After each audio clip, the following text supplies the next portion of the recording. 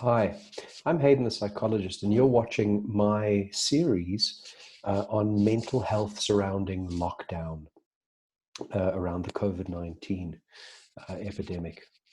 Today's video, I'm going to focus a little bit about mending ruptured relationships or damaged relationships, really trying to rebuild those.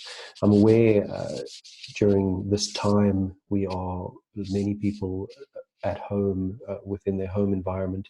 And for a lot of people, there's perhaps some time to reflect and think back on relationships that we may have lost, friendships, any type of relationships, perhaps current, perhaps past, but really sit and some people having that a bit of that time to really think back on it.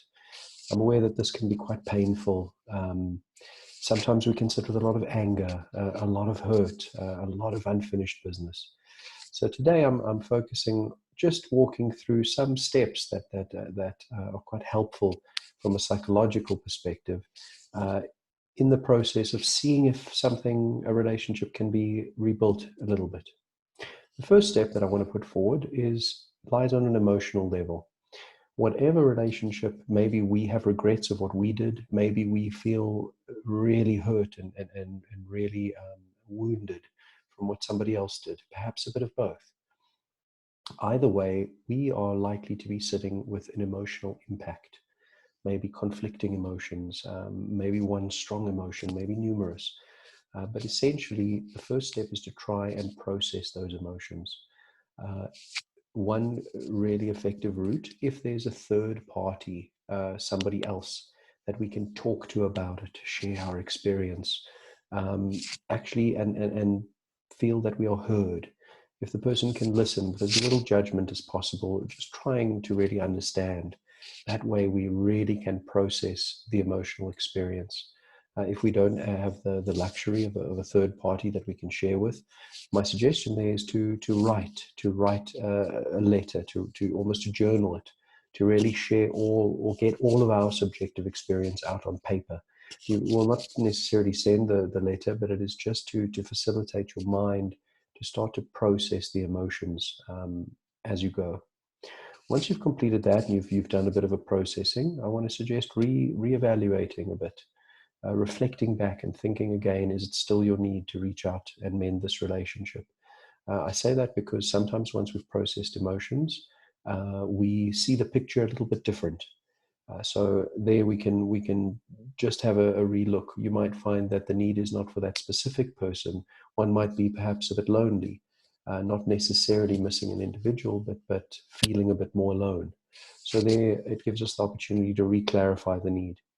If it is that we really do have a need to mend the ruptured relationship, the next step, my next suggestion would be for, at that stage, and this is a very hard one, and I realize for a lot of people there is a lot of pain and a lot of hurt around a relationship, a relationship that's had a bit of damage done, a rupture, if we're calling it. In this sense, the next step is to try to step out of your shoes and step into what you imagine the shoes are of the other person. This is really challenging, and I want to invite you to consider that their experience doesn't cancel yours, but it is for a moment we are almost abandoning ours, just to view only that half and to really try and imagine what it was like for them, what their experience was. Again, very, very challenging, sometimes very painful. If we can succeed there and really imagine how come they behaved in a certain way, or what their subjective experience is, how they felt, what they are feeling currently, there we get a big piece of the picture there. Very often, this might start to reveal a bit of a pattern. Interaction typically forms a pattern between two people. And in this sense, we can really start to process the impacts by getting a bigger picture view. Uh, it's now, again, I want to, again, once that's achieved, to reflect again, check in with yourself again, see how you feel about it. Quite a delicate process, but one that really lies on the emotional level. Again, there, if you wish to again take the next step, at this stage, I will say it is to now you perhaps are ready to reach out. My suggestion here is to be the one to initiate the conversation. You are at this stage potentially in a bit of a stage where you've processed at least some of the emotions.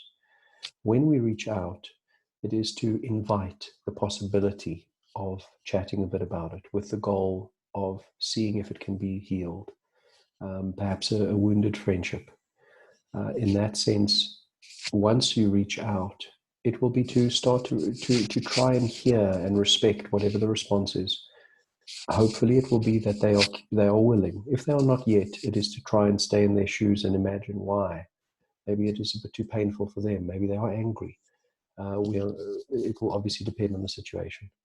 But if they are not ready, then it is to say, I can hear you're too angry or too hurt, whatever the case is, and try and respect that and be a bit patient. When they are ready, you are ready. If they are open to it, the next step is to try to listen. In a lockdown, it might be a video call if they're possible, or if it's after, maybe in person. But to try and hear what it is that they have sat with in their experience. You may have already imagined it, but there is a powerful healing because the relationship is to be healed, both sides, yours and them. And you will allow a powerful healing if they are to allow the platform to share what their experience was, and for you really to listen and try and get it. A lot of what they share might be quite hurtful because it might be against what you experienced. Try here to just imagine that you are in their shoes and really get it.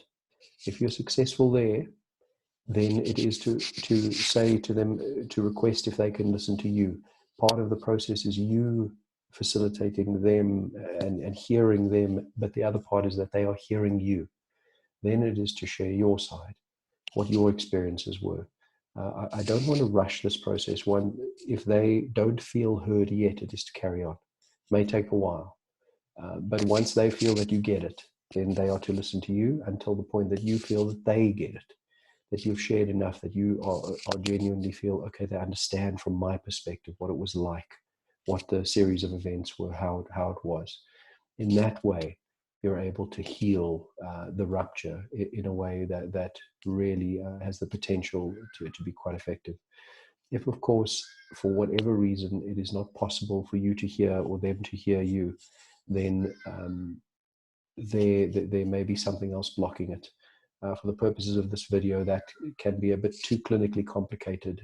So for the purposes of this, that would be my advice at this stage. I hope this has helped anyone who's looking to repair a damaged relationship.